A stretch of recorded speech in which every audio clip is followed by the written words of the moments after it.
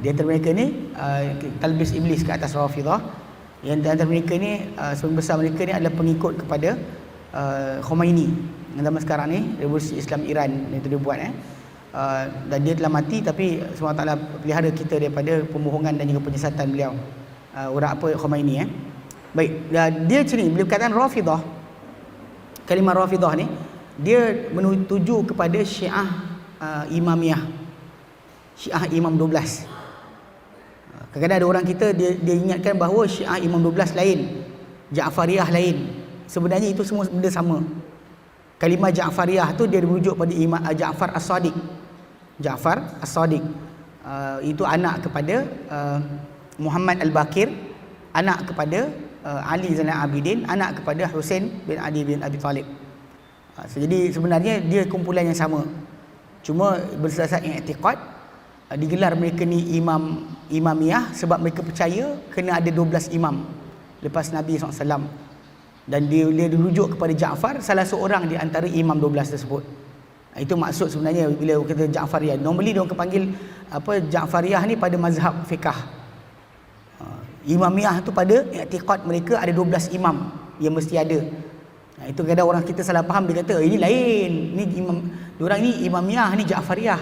Sebenarnya sama, i'tiqad sama. Sebab Ja'fariyah pada fiqh, Imamiyah pada akidah sebenarnya. Tapi gelaran keseluruhan Rafidah. Nanti kita bagi tahu siapakah yang gelar mereka Rafidah. Rafidah maksud dia golongan penolak. Rafadah maksud dia tolak, tidak mahu menerima. Okey, nanti kita bincang siapa bagi gelaran tersebut.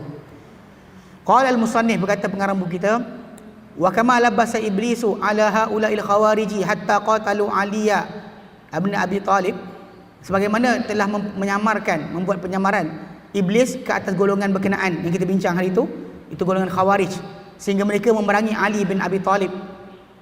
Mereka perang terhadap Ali bin Abi Talib. Dan memang mereka ni muncul keluar kumpulan ni lepas mana Ali berdamai dengan Muawiyah. So diorang pun keluar buka satu kampung di Iraq yang kita kata itu kampung Haruriyah. Yang mana diorang ni digelar Haruriyah ataupun Haurura, dan memang i'tiqad mereka para sahabat telah kafir. Maka mereka lepas tu usahakan bunuh Ali bin Abi Talib. Ali bin Abi Talib lepas daripada keadaan tersebut dia serang kampung berkenaan. Dan tak pernah Ali bergembira dengan peperangan sesama Muslim kecuali dengan perang atas Khawarij. Sebab Nabi janjikan orang perangi Khawarij ni untuk mereka di syurga. Dan bila Ali bin Abi Talib dapat perang dengan mereka, Ali cari tanda mereka ni yang seorang lelaki yang tangan dia kudung, tangan dia macam pendek itu, macam dada wanita, keluar tangan itu. Ali cari, jumpa Ali takbir Allahu Akbar di tengah-tengah orang yang mati. So tapi kita kata kumpulan ni bila Ali diorang ni perangi Ali. Dia kata Ali tak ikut Quran. Hari itu dia bunuh Osman tak ikut Quran. Ini kumpulan-kumpulan ni baik. Oleh kerana kumpulan ni syaitan perdayakan mereka. Dia juga hamala akharin ala al-ghuluwi fi hubbihi. Syaitan telah iblis telah bawa kumpulan satu lagi untuk melampau pada cinta Ali. Fazaduhu ala haddi. Lalu mereka tambah Ali di atas batasan, lebih daripada batasan. Faminhum man kana yaqulu huwa ilah. Ada kalangan mereka ni kata Tuhan Ali ni ilah, Ali ni Tuhan, mentuhankan Ali. Wa minhum may yaqulu huwa khairul minal anbiya, huwa khairun minal anbiya. Ada kalangan mereka ni mengatakan Ali ni lagi baik dari kalangan para nabi. Wa minhum man hamalahu ala sabbi Abi Bakr wa Umar. Ada kalangan mereka ni yang membawa dia cinta Ali tadi kepada dia mencela Abu Bakar dan Umar. Kononnya kerana merampas khilafah yang sepatutnya Ali dapat. Hatta inna ba'dhum kaffara Abu Bakr wa Umar. Sebagian mereka cinta Ali sangat, kafirkan Abu Bakar dan Umar. Ila ghairi dzalika, dan sehinggalah tambahan lagi daripada itu, minal madzahibis sakhifati, daripada ideologi, fahaman-fahaman yang kotor, yang tak ada nilai, allati yurghabu an tadhi'iz zaman bidzikriha, yang kita tak suka untuk habiskan masa sebut semua sekali. Wa inna ma nushiru ila ba'dihha, tapi kita akan bincangkan sebahagian mereka, bukan semua. Qala al-Khatib, berkata al-Khatib Baghdadi, waqa'a ilayya kitabun li Abi Muhammad Al-Hasan bin Yahya An-Nubakhti. Dia kata telah datang kepada tanganku satu kitab oleh Muhammad Al-Hasan bin Yahya An-Nubakhti, min tasnifihi, daripada karangan dia, fi raddi 'ala al-ghulah, dalam dia menjawab kepada golongan pelampau. Wa kana Nubakhti hadha min mutakallimi Syiah Imamiyah. Dia ni Nubakhti ni, dia salah seorang daripada ahli kalam Syiah Imamiyah. Okey. Lalu dia sebut fa dzakara maqalatin asnaf maqalatil ghulah. Lalu dia sebut dalam buku dia bermacam-macam daripada apa kata-kata para pelampau ni, apa diorang cakap, apa akidah mereka. Sebab tu kadang-kadang kita kalau jumpa dengan Syiah ni tak dapat kita pegang satu benda, sebab diorang akan lari-lari. Kadang-kadang dia kata, mana ada kami maki Abu Bakar Umar, tapi dia tolak Quran. Dia kata tolak Quran, tak, mana ada tolak Quran, tapi dia pergi sini pula, dia akan sentiasa lari. Dia tak ada, Syiah ni satu bentuk yang mudah. Sebab tu kadang-kadang ada di kalangan umat Islam kita tertipu. Lalu dia kata Syiah ni bukan semua sama. Dia cakap itu. Sebab sebenarnya Syiah, dia sebenarnya akidah dia tu serupa, cuma melampau teruk ke sikit. Itu je. Jadi masalah cinta Ali tadi sampai peringkat macam tu. Dia kata ila kan qala, sehingga beliau berkata, dan Nubakhti cakap, wa qad kana mimman jarrahu al-junun fil ghulu fi asrina. Dia kata semuanya di antara orang yang ditarik mereka ni oleh kegilaan dalam masalah melampau. Itu yang ini cinta kepada cinta kepada keluarga Nabi dan sebagainya. Pada zaman kita, dia kata Ishaq ibn Muhammad al-Ma'ruf bin Ahmar. Ishaq bin Muhammad yang dikenali sebagai Al-Ahmar. Kana yazumu anna Aliyan huwa Allah Azza wa Jalla. Dia dahulu mendakwa Ali ni Allah Azza wa Jalla. Ali ni adalah Allah Azza wa Jalla. Wa innahu yazharu fi kulli waqtin, dan dia sentiasa muncul pada banyak waktu. Fawal Hasan fi waqtin, maka Ali ni adalah Hasan, sekali-sekala jadi Hasan. Wa kadzalika huwal Husain, Ali ni kadang-kadang jadi Husain. Pening tu kan. Siapa ni, abah ke anak? Tak tahu. Dia kata wa huwa alladhi ba'atha Muhammadan sallallahu alaihi wasallam, dan dialah yang utuskan Muhammad sallallahu alaihi wasallam. Ali ni yang utuskan Muhammad. Ni masalah ni sebenarnya sama macam fahaman Kristian. Kristian bila kita tanya siapa, kita tanya dia Isa siapa? Tuhan. Tuhan siapa? Isa. Roh Kudus? Isa juga. Semua Isa. Memang serupa sebenarnya. Memang ada sikit-sikit, dia kata sipi-sipi, benda-benda tersebut ada kefahaman yang sama. Dia kata qultu, berkata Ibnu Jauzi, dia kata wa qad i'taqada jama'atun, dan telah beriktikad satu jemaah minar rafidhati, dari kalangan Rafidah ni, anna Abu Bakrin wa Umar kana kafirain, bahawa Abu Bakar dan Umar dua-dua ni telah kafir. Ini benda ni memang betul. Bahkan kalau tuan-tuan tengok dalam video YouTube, cuma sebahagian tu dalam bahasa Arab, sebahagian ada terjemahan. Memang dia maki Abu Bakar dan Umar. Itu buat pelik, kita tak faham kenapa bila ada umat Islam kita masih lagi sibuk untuk bersama-sama dengan Syiah, kononnya untuk lawan Yahudi. Kerana nak lawan Yahudi, kita bersatu dengan Syiah. So musuh kita sama, itu Yahudi. Tapi kita bersama dengan orang yang maki Abu Bakar Umar. Kalau bapak kita lah orang maki, tak ada dah kita duduk dengan dia. Kalau untuk maki bapak kita, takkan kita duduk sebelah dia untuk bersama-sama berganding bahu. Tapi kita boleh bersama dengan orang yang maki para sahabat, maki sahabat Rasulullah SAW, bahkan maki orang yang paling utama selepas para anbiya yang Allah Ta'ala pilih untuk teman Rasul SAW. Ini pelik, tapi benda ni berlaku. Orang kita boleh bersama-sama semeja, tapi takkan bersama-sama dengan orang lain. Kalau anda kata benda tu orang tu maki ke sesiapa lain, tak akan duduk. Tapi duduk dengan orang yang maki para sahabat boleh, tak masalah. Dan waqala ba'dhum irtadda ba'da mauti Rasulillah, bahkan sebahagian mereka berkata telah murtad Abu Bakar dan Umar selepas kematian Rasulullah SAW. Bahkan sebenarnya kalau ikutkan kepada fahaman mereka, dia telah selepas wafatnya Nabi SAW, semua para sahabat dah murtad kecuali 7 orang. Ali, Hasan, Husain, Fatimah, kemudian Miqdad bin Aswad, Salman Al-Farisi, Ammar bin Yasir. Lain semuanya murtad. Ini cara mereka sebenarnya, matlamat dia untuk supaya buang sahabat. Diorang boleh masukkanlah idea-idea lain. Kalau sahabat ada, diorang punya idea tak jalan. So buang sahabat dulu.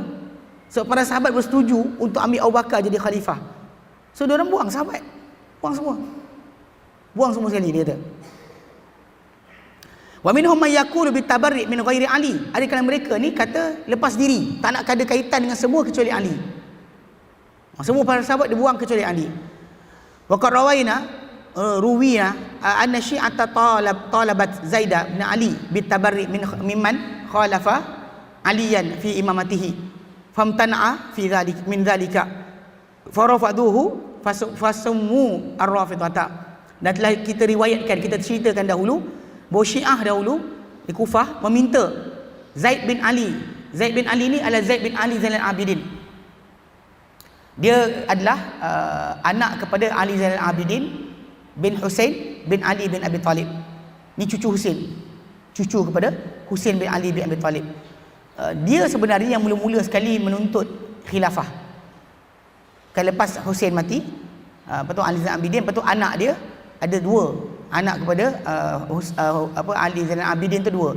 Seorang nama Muhammad Al-Bakir, seorang lagi Zaid bin Ali, Zaid. Yang tuan-tuan dengar orang kata mazhab Zaidiyah ni, balik pada ni, cucu Husain. Dia dahulu pernah menuntut dia nak ambil alih khilafah. Tapi bila dia jumpa dengan golongan Syiah yang konon sayang keluarga dia, sayang Ali, sayang bapa dia, sayang Husain, lalu bila dia jumpa, dia ajak untuk keluar bersama dia berjihad menuntut kerajaan. Golongan tersebut tak nak ikut kecuali dia maki Abu Bakar Umar. Abu Bakar dan Umar. Kalau tak setuju, maka kami tak nak berikan ketaatan. Lalu Ali Zainal Abidin, Zaid bin Ali Zainal Abidin, Zaid bin Ali, dia kata pada diorang, Allah Ta'ala firman dalam Quran, dalam surah Al-Hashr ayat ke-8. Al-Hashr ayat ke-8.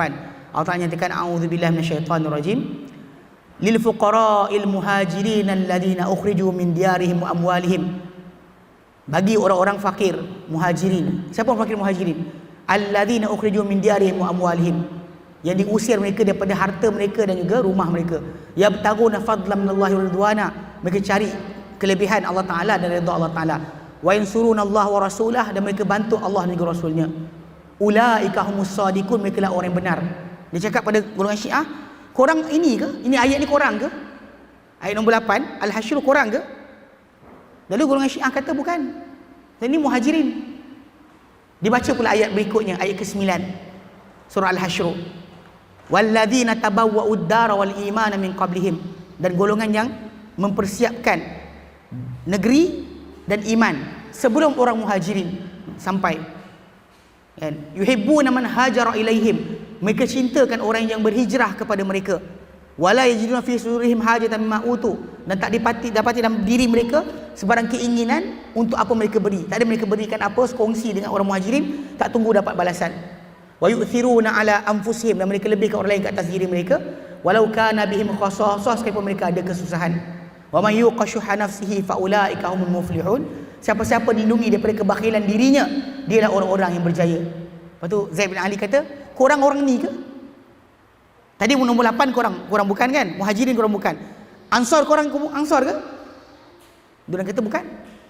Kalau korang bukan orang nombor 8, bukan orang nombor 9, aku bersaksi dengan nama Allah bahawa korang bukan orang ayat nombor 10. Ayat nombor 10 datang bunyi dia apa? Walladzina ja'u min ba'dihim, dan orang-orang yang datang sesudah mereka, ini Muhajirin dan Ansar. Yaquluna rabbana ighfir lana, mereka berkata, wahai Tuhan kami, ampunkanlah kami. Wali ikhwan la sabaquna bil iman, dan ampunkan juga untuk saudara-saudara kami yang mendahului kami dalam beriman. Wala taj'al fi qulubina ghillan lil ladzina amanu, yang kau jadikan dalam hati kami sebarang kedengkian terhadap orang-orang beriman. Rabbana innaka raufur rahim, wahai Tuhan kau Maha lembut lagi Maha penyayang. Kalau korang bukan ayat nombor 8, korang bukan ayat nombor 9, aku bersaksi korang bukan ayat nombor 10. Yang Allah Ta'ala janjikan siapa-siapa datang lepas Muhajirin, lepas Ansar, diorang takkan dengki, takkan benci dengan Muhajirin Ansar. Korang bukan ayat ni, pergi halau, idhabu fa antumur rafidah, pergi kamu adalah rafidah. So gelaran rafidah kepada Syiah ni adalah gelaran diberikan oleh orang yang mulia dalam kalangan keluarga Nabi, iaitu anak kepada Ali bin Husain bin Ali bin Abi Talib. Itu cucu Husain, cicit Ali. Dia yang bagi gelaran tadi. Sebab tu kita boleh panggil Syiah Rafidah ni, Syiah Rafidah tu, gelaran tu diberikan oleh anak kepada Ali Zainal Abidin. Jadi golongan Syiah bengang, dia pun ambil lah Muhammad. Muhammad dia ambil nama Muhammad Al-Bakir, Ja'far As-Sadiq, Musa Al-Kazim dan sebagainya. Semua nama-nama tadi kalau tuan-tuan pergi dekat Madinah, imam-imam ni, anak-anak Husain, cucu-cucu Husain ni, diorang mati dekat Madinah, duduk dekat Madinah. Tapi orang yang konon mendakwa cinta mereka berada di Kufah. Diorang buat hadis palsu di atas nama Ja'far As-Sadiq, atas nama Muhammad Al-Bakir, Musa Al-Kazim, ditulis suka-suka hati diorang. Sedangkan semua cucu cicit Husain tadi mati di Madinah, hidup di Madinah, ditanam di Madinah. Lepas tu kalau tuan masuk dekat Masjid Nabawi, dekat kawasan tengah, yang apa yang ada yang lapang terbuka dekat depan, bahagian depan, dekat dengan Raudhah. Tuan-tuan pandang kat atas tu ada tempat dia tulis nama Rasul Muhammad, lepas tu Abu Bakar, Umar, lepas tu ada Hasan, ada Husain, ada Ali Zainal Abidin, ada Muhammad Al-Bakir, Ja'far As-Sadiq, Musa, ada kat situ. Lepas tu ada orang kata, nama imam-imam Syiah. Tak, Syiah dakwa itu imam mereka, tapi diorang bukan imam Syiah pun. Anda faham nama-nama imam-imam tadi orang Syiah yang dakwa, tapi golongan tu tak ada berkaitan dengan diorang pun, sebab diorang duduk mati kat Madinah, bukan duduk kat Kufah. Tapi orang Kufah dapat hadis ratus ribu, dia buat hadis suka hati dia, pakai nama, berkata Abu Abdillah, dia cakap yang tu, semuanya tipu. So, jadi memanglah macam Imam Syafi'i sendiri pun pernah kata tidak ada kumpulan paling kuat menipu banding Rafidhah. Imam Syafi'i sebut. Terus saya pelik bila ada orang kan duk golek-golek dengan Syiah, rasakan tak apa, diorang ni adalah juga saudara kita. Imam Syafi'i sendiri kata tidak ada kumpulan paling pembohong berbanding Rafidhah. Yang kita gelar Rafidhah tadi, ni tadi yang kerana gelaran diberikan oleh Zaid bin Ali Zainal Abidin. Sebab tu kenapa orang-orang ikut Zaid bin Ali dipanggil mazhab Syiah Zaidiyah. Dia masih rasa dia layak untuk khilafah, tapi dia tak rasa Abu Bakar, Umar patut dimaki. Itu beza dia. Ali Zainal Abidin punya anak dan Zaid tadi, dia memang rasa dia layak. Sebab tu dia pernah ajak orang-orang Kufah untuk perang bersama dia, tapi orang Kufah tak keluar. Orang Kufah tak nak ikut dia. Lepas tu dia kata, pergilah ke orang Rafidhah. Tu gelaran diberikan oleh Zaid bin Ali sendiri. Sebab tu pengikut dia macam di Yaman, dia orang tak maki sahabat. Dia tak maki sahabat. Mazhab Zaidiyah tak maki sahabat. Bila tuan-tuan dengar je dia kutuk sahabat tu, itu imamiyah. Itu Rafidhah. Yang sayang sahabat, yang tu sebahagian besar macam di Yaman tu kan, memang dia sayang para sahabat. Tak ada seorang memaki sahabat. Itu bezanya di antara mana-mana kata Zaidiyah tu. Syiah Zaidiyah tu, yang tu maksud dia. Sebab ikut Zaid bin Ali Zainal Abidin bin Husain bin Ali bin Abi Talib. So, jadi dia kata kat sini, maka dinamakan mereka Rafidhah. Itu yang kita sebutkan maksud nama tu. Wa minhum aqwam, dan di antara kumpulan-kumpulan Syiah ni, Rafidhah ni, kaum al-imamu fi Musa bin Ja'far. Dia imamah dia kata pada Musa bin Ja'far, Musa Al-Kazim, anak Ja'far As-Sadiq. Kemudian anak dia Ali. Kemudian Muhammad bin Ali. Kemudian Ali bin Muhammad. Sehinggalah kepada Hasan bin Muhammad Al-Askari. Kemudian anak dia kepada anak Hasan wahwa imam As-Sani Asyar, dan dia dikira sebagai imam ke-12. Imam muntazar, imam yang ditunggu. Yazumuna annahu lam yamut. Sebenarnya diorang buat tunggu imam 12 ni tahun 300 lebih hijrah dah habis dah. Mana 300 hijrah lebih tu dah habis. Mana imam satu Ali, atau Hasan, Husain, Ali Zainal Abidin, Ja'far As-Sadiq, Musa Al-Kazim, atau Ali, Muhammad Ali, dia turun dah habis dah. Sepatutnya dah Imam Mahdi dah datang ikut diorang perkiraan, Imam Mahdi dah habis. Tapi oleh kerana tak sampai masa, dia kata yang ke nombor 12 tu masuk dalam satu lubang. Daripada tahun 300 hijrah dulu sampai sekarang tak keluar lagi. Baru-baru ni 2 tahun lepas ada orang cakap dah keluar dah. Jadi kita kata mana dia? Adalah suara, rakaman suara imam nombor 12. Syiah ada pening kepala. Pasal 300 tahun 300 hijrah dengan kita sekarang ni ada 1100 lebih tahun. Kisah imam diorang dah habis. Tapi diorang tak puas hati, dia katalah imam tu masuk, dia kata. Mereka sangka bahawa tak mati lagi dan akan kembali pada akhir zaman dan mengisikan dunia dengan keadilan. Kita dalam Islam kita ada sebut berkenaan dengan tajuk apa Imam Mahdi, tapi Imam Mahdi dalam ahli sunnah keturunan Hasan, bukan Husin. Keturunan Hasan, Hasan bin Ali bin Abi Talib. Sedangkan diorang Syiah sekarang ni, diorang ambil keturunan Husin sahaja dan ambil keturunan Husin dengan kahwin Raja Parsi punya anak. Dia tak ambil anak lain. Husin ada anak lain, anak dengan Arab, dia tak ambil. Hasan ada anak Hasan dia tak ambil. Tuan-tuan kena tengok tau, dia buat sambungan tu, Ali, Hasan, Husin, sambungan lepas tu semuanya keturunan Husin. Dari keturunan Husin bukan dengan Arab, dengan anak Raja Parsi. Imam-imam tu tak salah dia lahir Muhammad Al-Bakir ke Ja'far As-Sadiq ke, bukan salah dia lahir daripada keturunan tersebut. Tapi kumpulan tadi diorang pakai itu je, pasal bagi diorang memang kita kata Syiah ni dia ada kecenderungan kepada apa, kepada Parsi. Tuan-tuan perhatikan macam contoh macam sekarang di Iran tuan-tuan tahu tak, dulu Asfahan, Shiraz kan, kawasan-kawasan yang sekarang nama tempat di Iran tu, kawasan tu dulu ada tempat bercakap Arab fasih. Semua sekali orang, ulama-ulama Islam, Imam Shirazi, Raghib Asfahani, semua sekali ulama ni ulama ahli sunnah, bercakap bahasa Arab fasih. Kalau tuan-tuan pergi sekarang kat sana tak pakai bahasa Arab dah, pakai bahasa Parsi. Sedang kita tengok macam negeri-negeri lain, macam Sudan, zaman para sahabat dulu masuk Islam, masuk Arab, sampai sekarang bahasa Arab. Syria, Jordan dan setengah kawasan di Afrika dan sebagainya kan, dari dulu masuk Islam ke sana dengan bahasa Arab, sampai sekarang kekal bahasa Arab.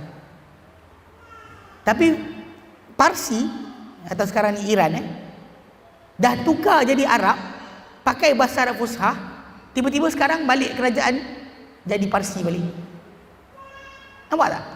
Dia benda ni bila orang tu banyak baca Parsi, bercakap, dia tak faham Quran lah. Baca Quran tak faham.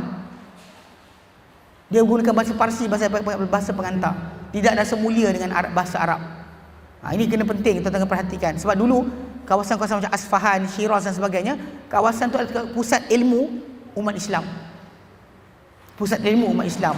Ulama yang datang dari situ cakap bahasa Arab. Macam Bukhara dulu kan, Imam Bukhari datang dari Bukhara. Macam Albania, Syekh Albani, Rahim Nasruddin Albani kan. Kok diorang keturunan sana, dulu kat situ cakap bahasa Arab. Tapi bila kerajaan Rusia take over kan, dia pakai bahasa Rusia, berhentikan orang pakai bahasa Arab. Maka tak pakai bahasa Arab dah lah. Tapi yang ini mengaku Islam. Kalau Rusia kita ada komunis. Ini mengaku Islam, tak pakai bahasa Arab. So kenapa tak pakai bahasa Arab? Kenapa disebar kepada Parsi? Sebab mudah untuk tipu rakyat. Tak faham agama, tak faham dalil. Ini sangat bahaya sebenarnya. Dan ini kaedah yang biasa. Hatta golongan orientalis barat dahulu, bila menguasai Mesir, dia guna kaedah yang sama. Ditukar penggunaan bahasa Arab Fushah kepada bahasa Arab pasar. Sampai orang Mesir sekarang ni kalau baca Quran tak faham. Dia Arab, tapi bahasa Arab dia bukan bahasa Arab Fushah lagi. Ini zaman Perancis masuk ke Mesir dahulu, diorang sebar penggunaan bahasa pasar. Qaf jadi hamzah. Kan macam qul huwallahu ahad jadi ul. Aqul lak aul lak. Jadi bila baca Quran tak faham lah. Itu kawan-kawan kita dulu, kawan-kawan saya dulu yang pergi Mesir. Dia cerita pergi kedai nak beli baldi. Timba. Orang pergi panggil apa? Timba kan? Timba. Okey, takut kalimah lain pula kan? Timba. Dia pergi kedai, kalimah timba atau baldi ni dalam Al-Quran ada. Kisah Yusuf. Kan ada kisah Yusuf kan? Kan wajah sayyaratun, dan datanglah satu rombongan dagangan kan? Fa arsalu waridahum, mereka pergi hantar dia punya tukang ambil air. Fa arsala waridahum fa adla dalwah. Lalu dia pun jatuhkan timba dia. Lepas tu dia tarik balik, tengok Yusuf dalam tu. Qala ya bushra hadha ghulam. Ini budak. Fa adla dalwah.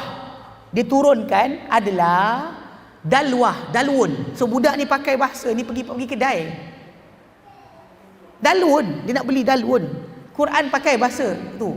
Baldi, timba, dalwun. Kan? Dalam hadis Nabi pun datang kalimah berkenaan. Nabi suruh apa? Siramkan sebaldi air kepada air kencing Arab. Orang Arab Badui yang kencing dalam masjid. Kan Nabi kata Nabi ahriku alaihi dalwan sijlan zanuban min ma, sebaldi setimba air. So bila Nabi sebut itu, maksudnya kalimah ni orang belajar fiqah mesti faham. Orang belajar tafsir Quran atau baca Quran mesti faham. Budak-budak ni pergi beli kedai, tak ada siapa faham. Dalun, Quran sebut dalun. Dalam hadis Nabi sebut, dia tak faham. Sebab penggunaan bahasa pasar yang sangat dahsyat. Tapi memang kita tengok sejarah, benda ni dibuat oleh golongan Perancis, bahasa Perancis tu. Perancis menjajah di Mesir, dia suruh orang guna bahasa pasar. Sampai kali sekali bahasa Fusha tak boleh pakai. Saya pergi sana, saya ingat pergi jalan-jalan, pergi belakang-belakang kedai, rumah-rumah orang kan. Pasal dia kalau kita pergi kedai besar-besar, beli jus air mahal. Masuk celah kampung dia, celah rumah dia, perumahan-perumahan dia murah. Saya beli berbotol-botol, saya beli. Jadi bila pergi sana, saya bercakap bahasa Fusha, dia panggil kawan dia, macam televisyen. Ya Aba Ka'ab, ya Aba Lahab, dia buat main. Tapi lah diorang terkejut tu sebab penggunaan bahasa Fusha tadi. Sedangkan atuk nenek diorang dulu pakai bahasa Fusha. Tapi bila penjajah datang rosakkan, kita tahu penjajah buat macam tu, kita faham diorang tak suka Islam. Soalan nak tanya, Iran pakai bahasa Parsi ni sebab apa? Sedangkan diorang memang negara, tempat tersebut tempat di mana penggunaan bahasa Arab Fusha. Tempat di mana ulama-ulama Islam dahulu duduk di situ, belajar, mengajar di situ. So macam mana? Itu kita tengok juga. Sebab tu pasal diorang punya kecenderungan kepada Parsi itu kuat. Diorang tak nampak Islam ni sebagai kemuliaan. Sebab tu kenapa diorang ambil keturunan Syiah ni yang diambil, nak diagungkan, diambil hasil perkahwinan Hussein dengan anak Raja Parsi. Dia ambil kat situ. Dia tak ambil Hussein punya isteri dengan yang lain. Dia tak ambil Hasan punya anak. Faham So kalau tuan-tuan dengar dia kata anak yang imam-imam tadi, itu keturunan tu kita kata yang Hasan punya anak kenapa tak ambil? Kita ahli sunnah, Hasan punya anak nanti yang akan jadi Imam Mahdi. Yang Nabi sebut kan, Muhammad, nama dia Muhammad bin Abdullah, daripada keturunan Hasan bin Ali bin Abi Talib. Itu yang akan jadi nanti. Yang diorang pula Imam 12 dah ada dah, tapi 1100 tahun dulu dah datang. Budak-budak kecil kan. Jadi agaknya saya takut orang bunuh je. Takut nanti budak ni besar tak jadi macam diorang nak. Maka apa? Bunuh siap-siap, kata hilang. Masuk dalam lubang. Itu benda tak pelik, boleh berlaku. Banyak kumpulan-kumpulan sesat, ajaran sesat, macam di Amerika Syarikat, di Jepun, dia ajar anak-anak murid dia, kata kiamat dah dekat. Dia bagi tarikh lagi bila kiamat.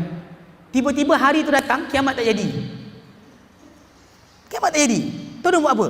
Dia bunuh anak murid dia orang. Di Amerika Syarikat dia bakar rumah-rumah diorang perjumpaan dia orang tu, dia bakar, bagi mati semua. Macam dekat Jepun itu yang ada jambang tu kan, Auschwitz-Kyo. Dia pasal kiamat tak jadi, dilepaskan gas saring. Gas beracun ke kawasan kereta api. Bunuh orang. Nak tunjukkan macam ni kiamat. Ini kena faham, banyak berlaku. Kumpulan-kumpulan sesat ni mengaku macam-macam. Bila tak jadi tak tahu nak apa. Macam Arkam kan dulu kan, Abuya. Dan semua dia kata Bani Tamim. Lepas tu Allah Ta'ala jadikan dia sakit, lumpuh. Lepas tu kemudian mati, pengikut dia pening kepala dah. Mana dia? Mahmud Al-Majzub yang dia kata dekat ulangan. Yang Madrasah Nurul Iman. Yang kalau tuan-tuan tengok video tu, pengikut dia kalau zikir gitu. Dia capak seban. Sampai ada orang letak jahat, letak lagu rock belakang, letak gambar dia orang lompat. Anak murid dia kata inilah pemimpin negara, pemimpin dunia sebagainya. Tapi last sekali orang tak nak mati kan? Macam mana? Ikut dah mula macam matilah. Itu sebab kepercayaan setengah-setengah orang Arkam percaya Abuya akan datang balik. Abuya akan datang balik. Pengikut sesat ni sangka guru akan datang balik. Itu sebab kenapa yang tadi kes Syiah tadi 1100 tahun dulu diorang dah hilangkan dah budak tu, masuk lubang dia kata. Entah dia bunuh, entah dia apa, Allah alam. Sebab kalau hari tu dah ada, ni dah 1000 tahun lebih tak jadi-jadi apa benda pun, dia nak jawab apa? Mesti dia takut rosak, hilang dia punya pengikut. Dia katalah dah masuk lubang. Pengikut pun tunggulah lubang tu, tak keluar-keluar sampai sekarang. Baru ni dia kata keluar dah besar. Makan apa?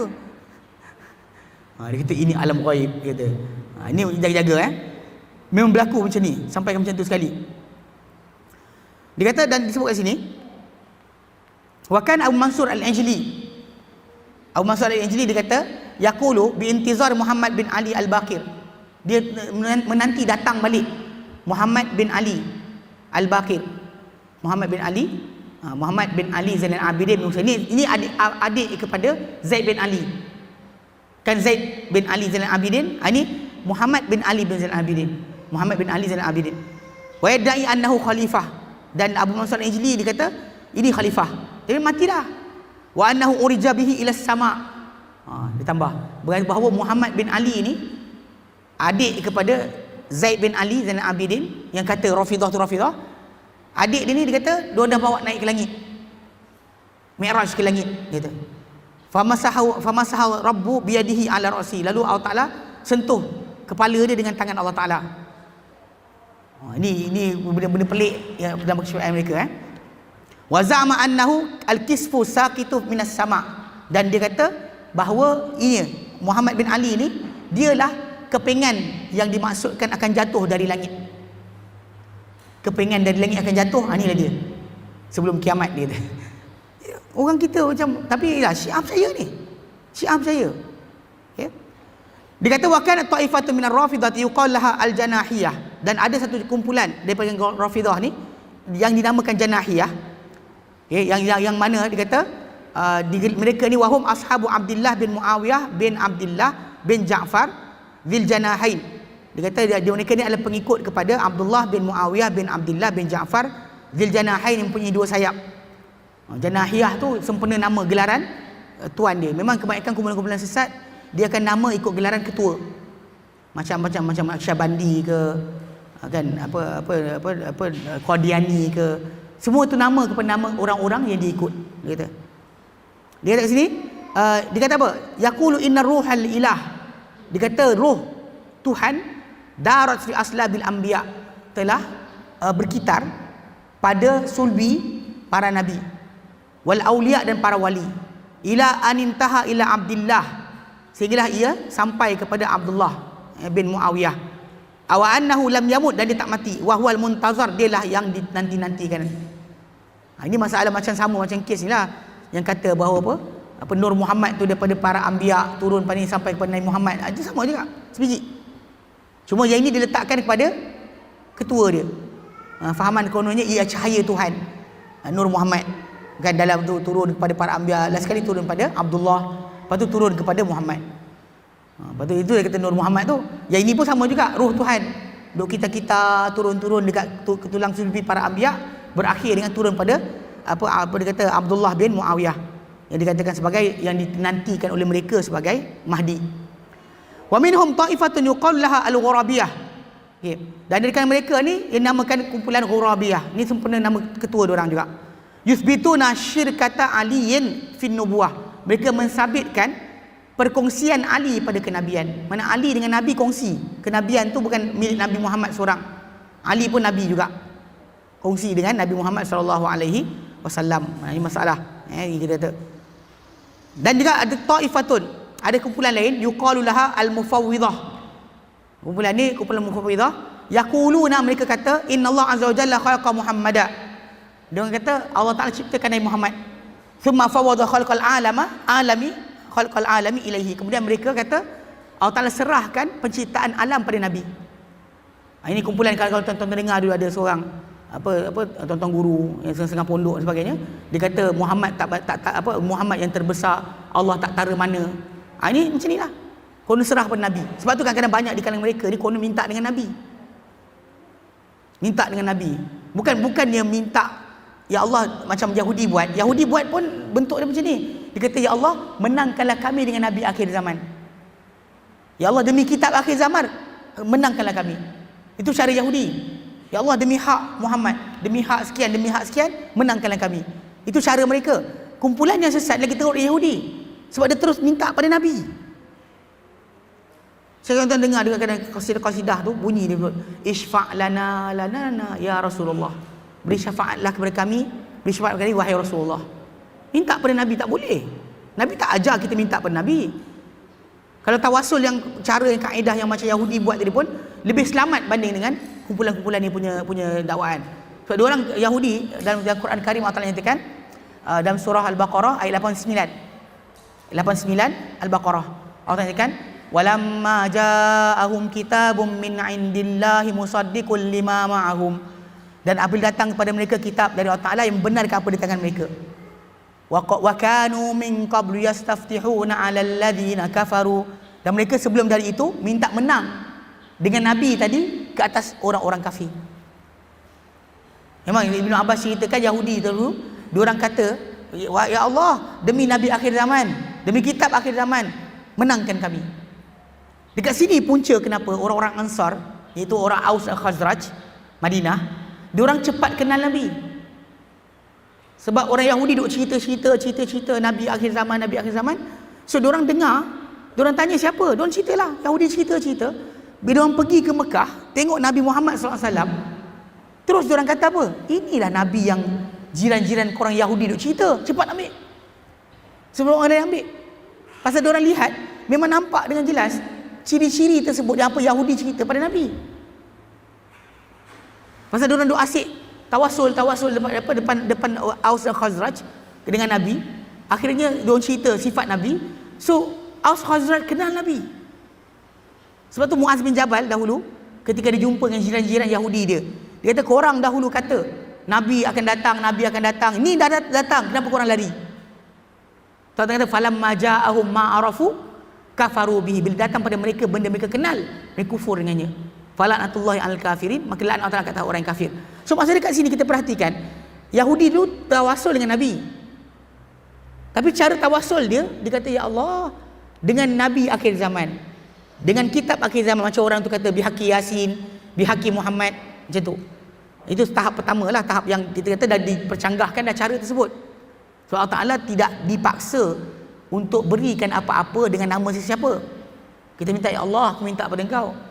Tak perlu lintas orang lain. Memang confirm Allah Ta'ala dengar doa kita. Tapi cara tawasul tadi, ya Allah, kerana si fulan, makbulkan doa aku. Ya Allah, kerana surah sekian, makbulkan doa aku. Itu yang Yasin, bihaqi Yasin tu.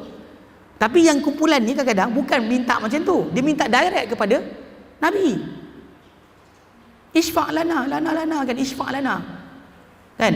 Minta syafaat terus direct kepada Nabi, mana boleh? Kita minta syafaat kepada Allah Ta'ala. Kalau Allah Ta'ala berikan, kita dapatlah. Kalau Nabi nak bagi pun, kalau kita tak layak, Allah Ta'ala tak bagi, tak boleh dapat.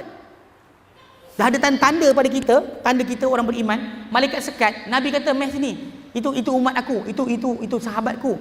Nabi kata, para sahabat malaikat jawab, engkau tak tahu apa mereka ada-adakan lepas kau tak ada. Engkau tak tahu apa mereka buat, mereka ada-adakan lepas kau tak ada. Disekat daripada minum telaga Rasulullah SAW. Walaupun Rasulullah SAW duduk panggil, mari sini. Nak fahamkan bahawa man dzalladzi yashfa'u indahu illa bi'idnih. Baca tiap hari orang tapi tak faham bab ni. Siapa boleh beri syafaat di sisi Allah Ta'ala kalau bukan dengan izin dia? Tapi orang kita merayu. Sebab dia rasa bukan Nabi Muhammad diserah pada urusan Muhammad, urusan alam. Sebab tu yang kita dengar kan, dia kata apa, Allah tak tara mana Muhammad yang terbesar. Allah tak tara mana Muhammad yang terbesar. So dia kata minta pada Muhammad sebab sama dengan ni. Kumpulan yang kita kata dia panggil apa? Mufawwidah ni. Dia kata Allah Azza wa Jalla ciptakan Muhammad, kemudian dia serahkan ciptaan alam kepada Muhammad. Nah, ini biasa kalau tuan-tuan dengar kadang kalau sedang berzanji sebagainya kan, ada ke lafaz-lafaz ni sebiji. Sebab memang kerana apa kalau sedang berzanji itu dibuat oleh Syiah. Sebab tu bunyi ayat dia tu pelik. Banyak kadang-kadang benda tu ada sipi-sipi syirik, bawa pada kesyirikan, mensyirikkan Allah Subhanahu Wa Taala. Baik. Wa taifatun yuqalu laha dhammamiyah. Ada kumpulan ni dipanggil sebagai dhammam, pencela. Yadhummuna Jibril, mereka mencela Jibril alaihissalam. Wa yaquluna kana ma'muran bin nuzul ala Ali fa nazala ala Muhammadin. Mereka kata Jibril diperintahkan untuk sampaikan wahyu kepada Ali. Tapi pada tinggal satu rumah, Jibril silap, terbagi Muhammad sallallahu alaihi wasallam. Dicela macam tu sekali, dia kata Jibril silap.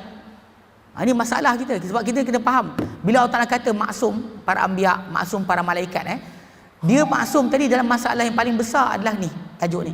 Tajuk penyampaian agama. Tidak ada kurang, tidak ada lebih. Tidak ada silap, tidak ada salah.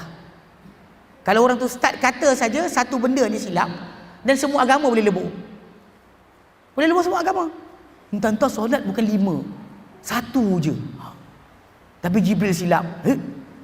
Entah-entah zakat tak ada pun. Entah-entah bahaya ni, habis agama, buang terus. Entah-entah akad nikah tak payah. Ini masalah ya, kena jaga sikit. Dia orang memang kerja dia orang ni, kumpulan ni Syiah sama macam Kristian, dia rosakkan sumber agama. Sumber agama tu macam Kristian burukkan para anbiya, burukkan malaikat. Bila kita dah burukkan para nabi, para malaikat, apa lagi tinggal agama? So maksudnya agama kita pakai ni tak boleh ikut semualah. Ada benda boleh ambil, ada benda tak boleh ambil. Macam tu Syiah buat. Bila dia buang sahabat, so Al-Quran kita ni nak percaya ke tidak? Dia kata Quran betul. Jangan bukan. Tapi soalan, Quran lintas siapa? Lintas Ali seorang. Zaman Nabi hidup, Ali bukan guru Quran. Kalau Nabi hidup, Nabi kata ambil Quran daripada orang sekian, Nabi sebut nama, Ali tak masuk. Ali tak masuk dalam nama tersebut.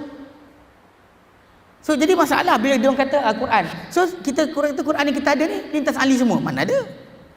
Jahanam agama akan buang. Kita buang agama.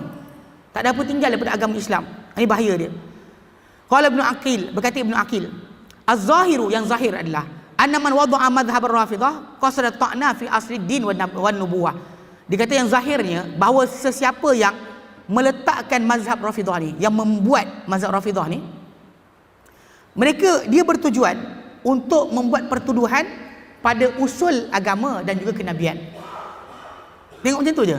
Sebab apa? Bila anda buang sahabat, anda nak percaya siapa? Sebab Allah Ta'ala pilih para sahabat untuk bersama Rasulullah, bahkan jaga agama lepas Rasulullah tak ada. So, dan Rasulullah ni utusan terakhir, tak ada Rasul lain dah tau. Tak ada lah. So kalau anda kata Rasulullah utusan terakhir, kalau agama dia tadi dijaga oleh pengkhianat, orang murtad, orang yang tak jujur, semua agama ni jahanam lah. Apa nak tinggalkan? Siapa kita nak percaya siapa? So memang orang tu sebenarnya bila dia tuduh para sahabat Nabi telah murtad sebagainya, dia nak buang agama ni, buang kenabian, nak masukkan usul baru. Wa dzalika anna alladhi ja'a bihi Rasulullah sallallahu alaihi wasallam amrun ghaibun anna. Itu adalah kerana apa yang didatangkan kepada kita oleh Nabi SAW ghaib daripada kita, perkara yang ghaib. Sebab kita tak nampak Jibril turun. Sebab tu bila orang kata kan, bila kita kata kita beriman dengan ghaib, hatta kitab tu ghaib ke nampak? Ghaib. Sebab yang bertulis itu, yang kita baca sekarang ni, datang daripada pemberitahuan ghaib. Kita tak nampak Jibril, kita tak nampak Nabi dapat wahyu, kita tak nampak. Allah Ta'ala bagi tanda kebenaran apa dia cakap, tapi turun seketul kita nampak. Sebab tu kita beriman dengan Quran dari Allah Ta'ala, tu ghaib. Kita beriman Muhammad adalah utusan Allah Ta'ala, tu ghaib, bukan dengan nampak. Faham tak? Sebab tu bila kita kata iman kita, umat Islam ni dibina di atas ghaib, semua sekali. Allah, para malaikat, kitab, para rasul, kiamat, qadar, semua sekali tu adalah ghaib, bukan benda nampak. Sebab kadang-kadang orang salah faham, dia ingatkan bahawa pun dia kata dah ghaib, nampak tak? Kita tak nampak macam Nabi dapat. Kita kena percaya 100%. Nabi bacakan ayat mana dia bacakan, ayat mana ditinggalkan, kita kena percaya semua. Wa inna manathiqu bidzalika binaqlis salaf, dan kita hanya percaya, kita percaya dengan perkara itu ikut nukilan salafus soleh. Apa para sahabat belajar Quran daripada Nabi, itulah yang kita baca. Apa para sahabat dengar, itulah yang kita terima. Wa jaudati nazarin nazirina ila dzalika minhum, dan keelokan pandangan orang yang memandang, berpendapat kepada itu daripada kalangan mereka. Siapa yang hadir, siapa yang tengok, siapa yang lihat, cerita balik pada kita, itu kepercayaan kita dengan ghaib. Jadi sebab tu kenapa masalah bila orang tu tolak sahabat, apa tinggal daripada agama? Agama apa yang dia ada ni? Islam punya rukun tak ada, semua sekali akan habis, jahanam agama. Sebab tu orang yang buat agama fahaman Rafidah ni, dia sebenarnya nak kenakan, nak buat usul agama. Wa ghuluwi Rafidati fi hubbi Ali radhiyallahu anhu, dan pelampauan Rafidah dalam cintakan Ali radhiyallahu anhu, hamalahum ala an wada'u ahaditsa katsiratan, bahawa mereka untuk membuat hadis-hadis yang banyak fi fadailihi, pada fadilat Ali, wa aktsaruha tushinuhu wa tu'dhih, tapi banyak daripada hadis-hadis tersebut dia memburukkan dan juga menyakiti Ali bin Abi Talib. Dia angkat cerita tadi, tapi sebenarnya benda tersebut memburukkan Ali, bukan mengelokkan Ali. Wa qad dzakartu minha jumlatan fi kitabil mawdu'at, kata Ibnu Jauzi, aku telah sebutkan sejumlah daripada hadis-hadis berkenaan dalam kitab Mawdu'at. Ibnu Jauzi pengarang buku kita ni, dia adalah pengarang kitab Mawdu'at, hadis-hadis mawdu'. So dalam kitab tu dia disebut. Okey. Minha, di antara perkara yang dia kata Ali ada, hebat Ali. Anna syamsa ghabat, bahawa matahari telah terbenam. Fafatat aliyan salatul asri, lalu Ali telah terlepas solat asar. Ali terlepas solat asar. Faruddat lahu syamsu, lalu dikembalikan kepadanya matahari. Matahari datang balik sebab Ali terlepas solat. Okay. Dia kata apa? Dia kata hadha, dan ini min haitsun naqlu mawdu', daripada nukilan dia buat direka-reka. Lam yarwihi thiqatun, tak diriwayatkan oleh seorang pun orang yang dipercayai. Wa min haitsul ma'na pula, daripada segi pengertian pula, fa innal waqta qad fata, masa dah lepas.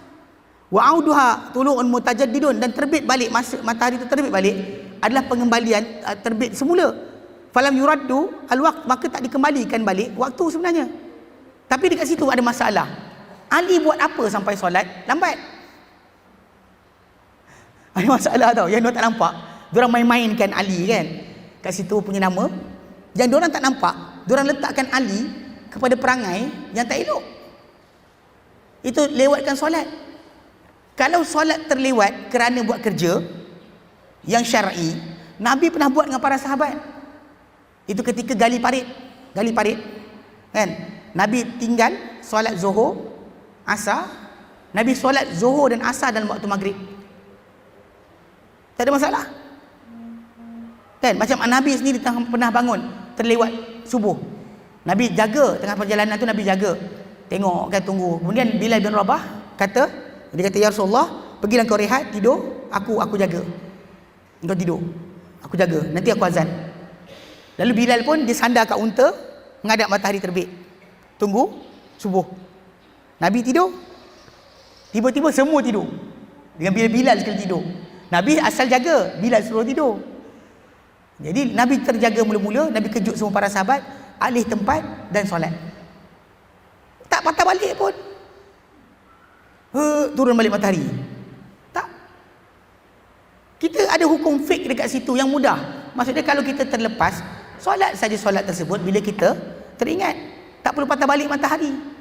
Tapi balik pada asal kisah-kisah tadi kan, kalau dia kata uzur syar'i, tertidur ke kan, ataupun apa ada kesibukan macam tadi, bedah orang ke, kalau kita doktor bedah orang ke, solat lepas tu tak ada masalah, tak payah matahari terbalik.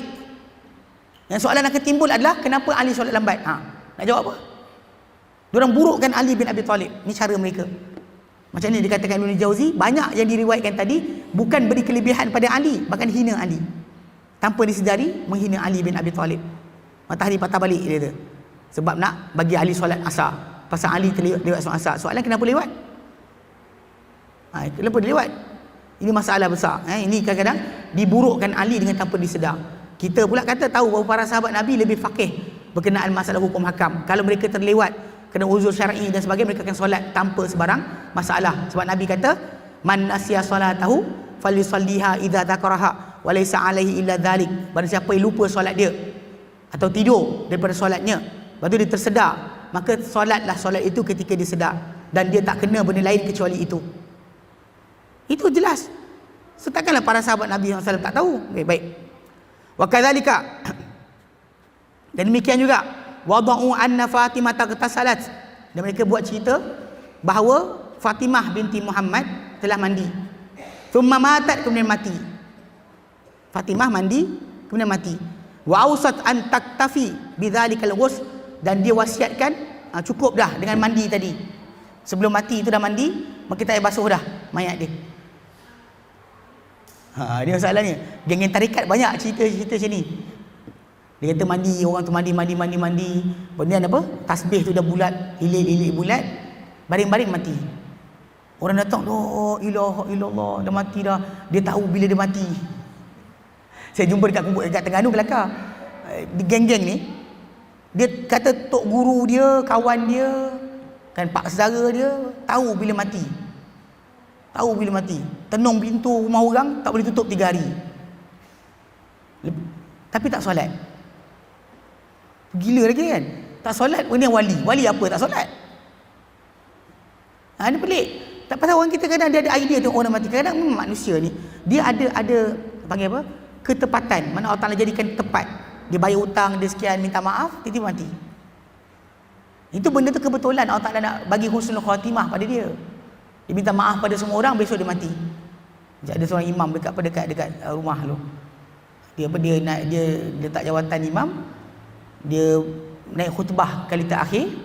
Lepas solat Jumaat, dia isytiharkan minta maaf pada semua. Besok dia mati. Hari ni dia minta maaf pada semua dia minta maaf. Minta maaf pada hari Jumaat tu, dia minta maaf pada semua orang. Selama saya bertugas sebagai imam, saya minta maaf sebagainya. Dan besok insya-Allah saya jadi makmum biasa sahaja, tidak lagi imam untuk tuan-tuan sekalian. Betul, besok dia meninggal. Kan ni kalau kita tu, wah, dia tahu bila mati. Tak, Allah Taala tepat.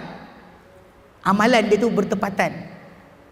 Ada kadang-kadang husnul khatimah bagus. Macam ada seorang kawan saya cerita, dia kata ada pak saudara dia seorang. Pak saudara dia ketika hidup muda-muda, orang dulu kan, beli nombor ekor, letak atas meja macam tu, anak saudara datang tak ada rasa malu. Anak saudara datang rumah kan, tengok 3D Toto semua dia kat atas meja. Pelik. Dia main judi tak pernah rasa malu. Nak jadi cerita, dalam sebulan ke, sebelum dia meninggal, tiba-tiba dia tukar perangai. Dia berhenti berjudi, pergi masjid, solat berjemaah, tolong keluarga kat rumah. Bulan Ramadan, lepas tu meninggal. Husnul khatimah itu macam tu, husnul khatimah. Maksudnya Allah Ta'ala jadikan penamat. Dia buat jahat macam-macam, akhir hidup dia bertaubat. Tiba-tiba Allah Ta'ala jadikan hati dia nak bertaubat. Dia pergi masjid sebagainya, solat berjemaah, kan, tolong keluarga. Itu ditepatkan. Ini yang kita minta husnul khatimah tu macam tu lah. Penamat hidup kita. Yang kita mula-mula awal muda-muda ni kita dengan sunnah. Tiba-tiba last hidup nak mati buat bid'ah. Ini masalah ni. Sebab tu kita minta Allah Ta'ala tetapkan pendirian kita. Yang kita belajar sunnah pada time muda-muda je, dah tua-tua tak bersunnah dah. Pasal kita kata ini bang, mati dah kena bid'ah. Tengah buat bid'ah mati. Tengah ya anak-anak mati. Selama ni hidup belajar sunnah, datang sini, datang sana, pergi kelas belajar hadis, tiba-tiba buat bid'ah. Hujung hayat. Ini biasa berlaku. Itu sebab kenapa jaga. Sebab tu kenapa Nabi suruh kita, ada Nabi banyak berdoa, ya muqallibal qulub, tsabbit qalbi ala dinik. Ya wahai yang bolak-balikkan hati, tetapkan hati aku di atas agama engkau. Sebab ini bahaya. Tapi ala kulli hal, dia kata Fatimah telah mewasiatkan untuk tak payah mandi dah, sebab dah cukup mandi tadi. Okey.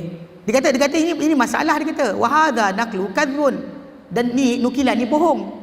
Wa min haitsul ma'na qillatul fahmin, dan daripada segi nukilan jenis tak faham. Dia kata li'annal ghusla an hadatsil maut fa kaifa yasihu qablah, sebab mandi jenazah tu hanya dibuat lepas mati, bukan sebelum mati. Mandi jenazah yang kita orang hidup wajib mandikan jenazah lepas dia mati, bukan sebelum. So kalau orang tu dah mati, kita pandang muka kita, nak mandi ke mat?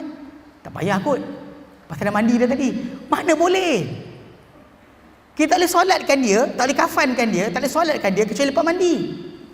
Kita kena mandikan dia. Macam mana pula cukup dah, tak payah mandikan lagi? Ini masalah tau. Orang Islam kita boleh percaya macam ni? Ini wali. Tak boleh, kena mandi. Sebab kita yang memandikan, kafankan, solatkan, tanamkan, itu kita. Bukan mayat tu buat sendirilah. Kalau dia mati, kita kena mandikanlah dia. Tapi dah mandi tadi ustaz. Walau kalau macam tu jumpa jenazah dekat laut, terapung, tak payah mandi dah lah. Dah siap-siap mandi. Betul? Ambil balut-balut je, masuk. Tu masalah tu. Salah lah. Macam mana boleh faham macam ni? Ini dia katakan. Thumma lahum khurafatun la yusnidunaha ila mustanadin. Kemudian mereka ada lagi khurafat-khurafat pelik yang mereka tak ada, yang tidak mereka sandarkan ia kepada sebarang sandaran. Walahum madzahibu fi fiqhi yabtada'uha, dan mereka ada mazhab-mazhab fahaman-fahaman dalam fiqh yang mereka reka-reka. Wa khurafatun tukhalifu ijma', dan ada khurafat-khurafat yang bercanggahan ijma'. Tengok dia kata contoh dia kata fanaqaltu minha masaila min khatti Ibn Aqil. Maka Ibn Jauzi kata aku nukilkan di antaranya persoalan-persoalan daripada tulisan Ibn Aqil sendiri. Qala naqaltuha min kitab Murtada. Berkata Ibn Aqil, aku nukilkan ini dari kitab Al-Murtada fi man faradat bihi imamiyah, pada apa yang bersendirian hukumnya di sisi imamiyah, tak serupa dengan mazhab lain. Minha, antaranya adalah annahu la yajuzu sujud ala ma laysa bi ardin. Tak boleh kita sujud kepada benda yang bukan tanah. Wala min nabatil ardi, dan tidak juga daripada tumbuhan bumi. Tak boleh. Kena sujud pada tanah. Dia kata fa ammas suf, adapun bulu, dia kata bulu, kulit, dan juga apa, wabr, bulu unta yang dijadikan tu sebagai hamparan, fala, maka tak boleh. Mana nak sujud kena tanah. Kalau sujud atas kayu tak sah, sujud atas ni tak sah. Khurafat ni khurafat. Kata Nabi SAW dahulu memang ada para sahabat bentang untuk baginda lapik, untuk baginda sujud di atasnya. Nah, Sahih Muslim datang, Nabi akan ada hamparan, dihamparkan oleh para sahabat untuk Nabi solat. Nabi tak ada kata alih. Mana ada? Datang diorang kata ada lapik, tak sah. Ini Syiah aja cakap ini. Kemudian wa anal istijmar la yuzi fil baul, bahawa perbuatan mengesat dengan benda kesat.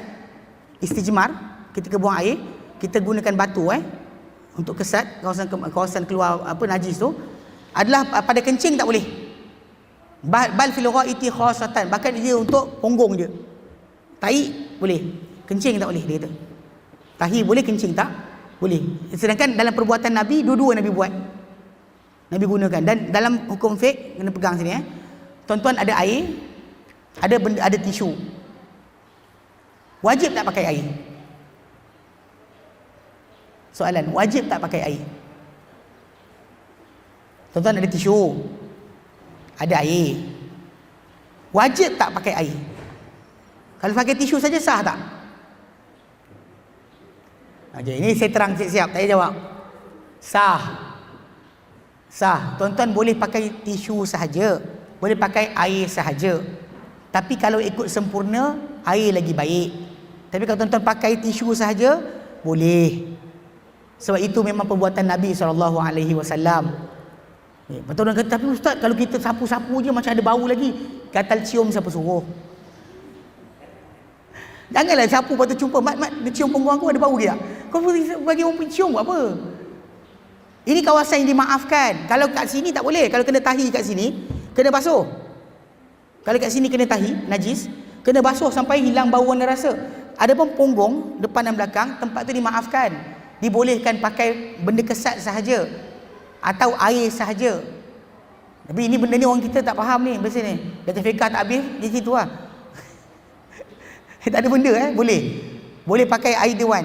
Tapi kat sini Syiah dia berkata apa? Benda kesat untuk kencing tak boleh. Sedangkan benda ni dua-dua, untuk kencing dan buang air besar air kecil boleh pakai dua-dua. Air sahaja ke ataupun benda kesat sahaja, dua-dua boleh pakai. Bahkan Nabi SAW sendiri boleh dah buat benda berkenaan. Sepatutnya macam tu. Itu faham Kemudian di antaranya wala yujzi'u mashul ra'si illa bi baqil balal alladhi fil yad. Dia kata dan tak harus sapu kepala ketika wuduk lepas basuh tangan. Dia kata tak harus sapu kepala kecuali dengan baki air, baki basahan yang di tangan. Fa in ista'nafa li ra'si balalan musta'nafan, kalau untuk ambil air lain, basahan lain, dia kata lam yujizhu, tak harus, tak boleh.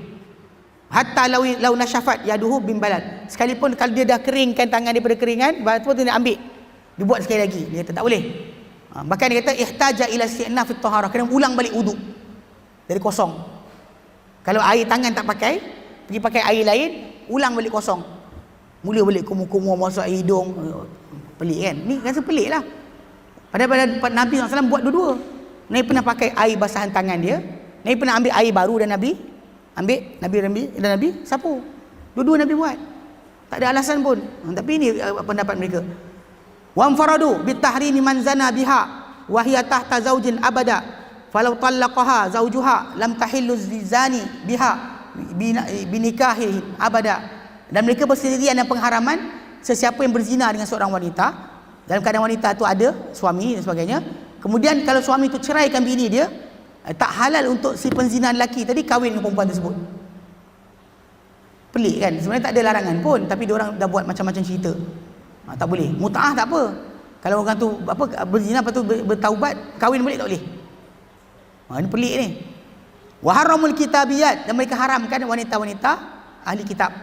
Ini pasal dalam surah Al-Maidah ayat yang keempat kan? Keempat. Dihalal untuk kita sebenarnya berkahwin dengan wanita ahli kitab. Lelaki bukan perempuan. Ini pasal kes berkenaan dengan tajuk ahli kitab, wanita memang lelaki muslim boleh kahwin. Kita di Malaysia tak buat sebab kita bimbang akan jadi masalah. Kalau contoh macam di tanah Arab sebagainya, memang diorang laksanakan benda berkenaan. Saya lawan syekh saya kata pahal macam ni kan, orang tu tak masuk Islam, kenapa nak kahwin? Dia kata memang Allah Ta'ala dia kata halal lah. Tapi dia cerita kawan dia seorang, orang Syria, berlindak Amerika Syarikat, Kanada, kahwin dengan perempuan ahli kitab Kristian dalam keadaan tak tukar agama. Kemudian lepas anak kelima lahir, baru perempuan tu masuk Islam. 5 anak dah. Anak pertama tak Islam lagi, anak kedua tak Islam lagi, sampai anak kelima baru Islam. Wanita tu masuk Islam. So dalam konteks tersebut memang pasal anak dan Islam, anak akan ikut bapak. Kalau bapak tu Muslim, anak tu ikut bapak dia, tak ada masalah. Dan sebab itu antara cara untuk dakwah kepada bukan Islam masuk Islam. Cara dia macam tu. Memang Allah Ta'ala halalkan surah Al-Maidah, Allah Ta'ala sebut tentang penghalalan tadi. Ada para ulama ahli sunnah sendiri tak setuju. Contoh macam Imam Nawawi rahimahullah tak setuju. Dia kata pasal orang-orang Kristian ni, ahli kitab ni telah kafir sebab mereka kata Isa tu Tuhan kan. Laqad kafara allazina qalu innallaha thalithu thalathah, dan telah kafirlah orang yang kata Allah tu 3 dari 3. Tapi bila kita kata surah Maidah ni datang dan Nabi SAW halalkan benda berkenaan, kita kata halal lah. Jumhur ulama halalkan. Kita di Malaysia, kita tak nak benda berkenaan jadi masalah, maka kita haramkan siap. Tak dibenarkan langsung. Takkan diluluskan takkan diluluskan anda kahwin dengan perempuan Kristian, kena masuk Islam dulu. Yang lelaki Kristian lagi tak boleh. Tapi Syiah haram terus semua. Dan ahli sunnah kita tak haramkan terus. Okey. Kemudian wa anna talaqal muallaq ala syartin la yaqa wa in wujida syartuhu, dan talak tergantung di atas syarat, di atas satu syarat takkan terjatuh sekalipun didapati dah syarat tersebut. Ini jadi kes yang tuan-tuan dengar dulu talak taklik untuk kalau pindah parti bini tercerai kan. Sebenarnya kalau ikutkan kita mazhab Syafi'i dan mazhab jumhur para ulama, semua sekali jatuh. Dia sebenarnya talak taklik ni bila orang tu kata dengan bini dia kata kalau kereta putih lintas kejap lagi you jatuh talak, jatuh. Dia tak boleh gurau-gurau pun. Dia kata kalau malam ni bulan mengambang, jatuh talak, jatuh. Kalau pasukan bola Manchester menang, you jatuh talak, jatuh. Kalau anak kita balik awal hari ni, you jatuh talak, jatuh. Kalau dia tak kemas rumah kita sikit, jatuh. Apa saja yang taklik tadi digantung dengan apa suatu benda, jatuh. Hatta yang baru yang kes ni lah, sumpah talak tu kan, sebenarnya jatuh. Semua yang kata yang YB yang lompat parti tu, yang tu jatuh talak sebenarnya. Tapi diorang masalah, diorang kata Ibn Taymiyah kata tak jatuh sebab orang tu kait dengan sumpah. Ibn Taymiyah kata kalau orang tu kafarah sumpah dia, maka tak kena. Problem ni sekarang ni, benda ni kita ada kerajaan, kita ada pemerintah Muslim. Nikah kita sah dengan pemerintah Muslim tadi. So kalau nak batal ke tak batal ke, kena tanya Jabatan Agama Islam. Seorang pun di kalangan mereka yang terlibat tak tanya, sebab dia tahu jawapan dia Jabatan Agama Islam jatuh.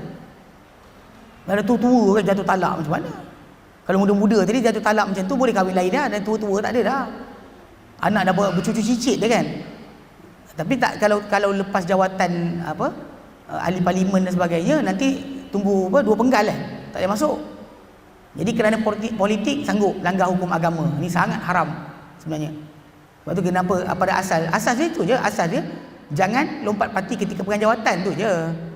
Kalau dia buang jawatan, okey je, lompatlah. Tapi dia pasal tak nak apa? Tak nak kena pilihan raya kena ban. Ini salah, tak boleh. Tapi kalau mungkin dia ikut Syiah, Allah alam lah. Syiah kata apa? Syiah kata selagi kalau orang tu tak talak, dia bukan talak dia talak gantung-gantung dengan perkara tertentu. Selagi tak berlaku, tak jatuh. Ini masalah lah. Ini pegangan sebenarnya. So siapa kata tak ada tu sebenarnya dia lebih dekat kepada Syiah punya fahaman. Berbanding dengan apa? Berbanding dengan sebenarnya dia ikut sunnah. Ikut sunnah memang tak boleh.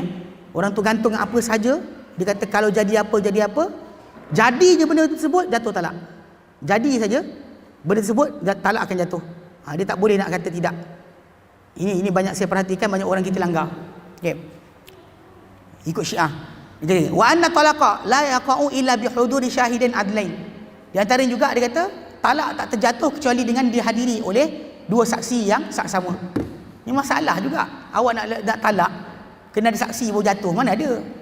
Jatuh kat rumah pun jatuh lah. Dalam kereta bertekak-tekak, mana ada orang ketiga? Jatuh.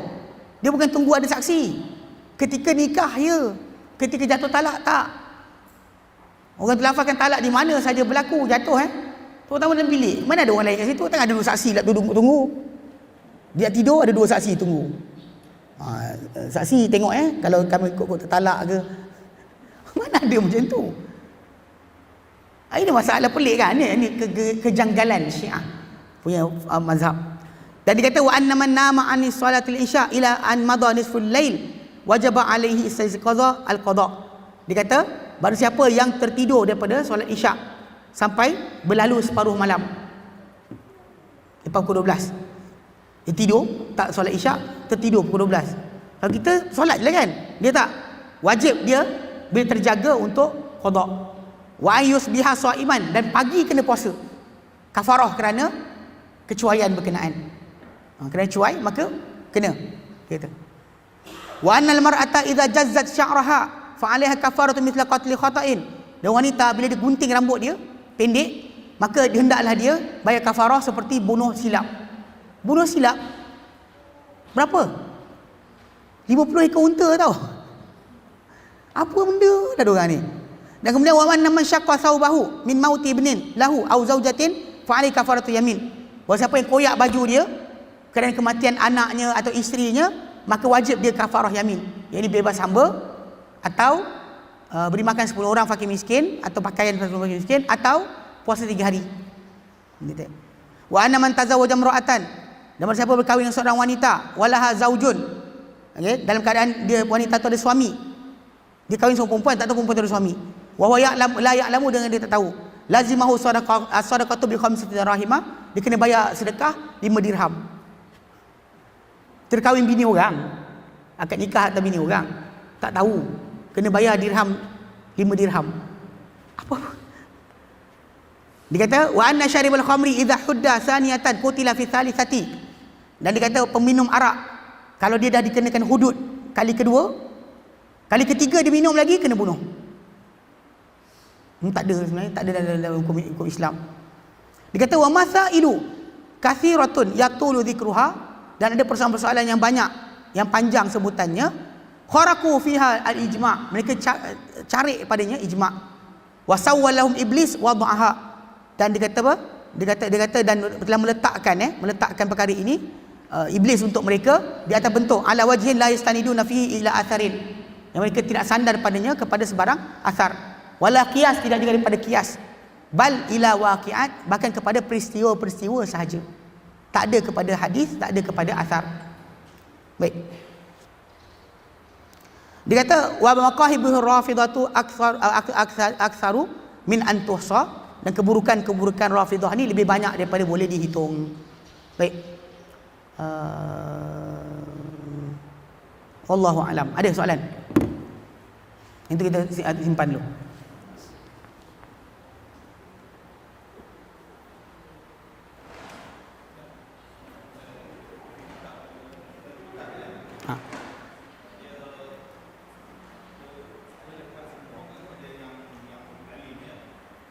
Okey, yang ahli kitab perempuan tadi kan.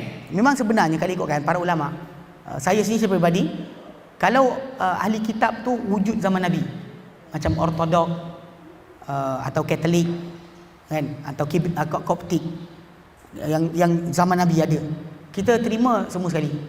Tapi kalau sekiranya yang macam Protestan yang baru muncul, kita anggap tidak. Dan memang sebenarnya ke dalam ayat yang datang tu, dia tak kata umum semua perempuan, bahkan dia sebut muhsanat. Muhsanat ni wanita yang menjaga kehormatan, bukannya wanita berpelesiran pakai baju tak cukup. Orang kita pergi kahwin kadang-kadang dengan perempuan Kristian dan sebagainya masuk Islam tu, baju tak cukup. Awak jadikan bini buat apa? Ini salah Sebab sebenarnya dalam ayat yang datang tu Allah kata wal muhsanatu minal ladzina utul kitab min qablikum, dan wanita-wanita menjaga kehormatan dari kalangan orang-orang diberi kitab sebelum kamu. So kena jaga bab tu dulu. Sebenarnya bukannya dia tunjuk kepada masalah muhsanat, bukannya wanita umum. Tapi kalau dikata para ulama kata kalau memang Katolik dan sebagainya, ya dikira sebagai jalan. Soalan? Tak ada Tak ada, wallahu a'lam. Wa sallallahu ala sayyidina Muhammad sallam alhamdulillahirabbil alamin. Subhanallah anta astaghfiruka wa atubu ilaik. Assalamualaikum warahmatullahi wabarakatuh.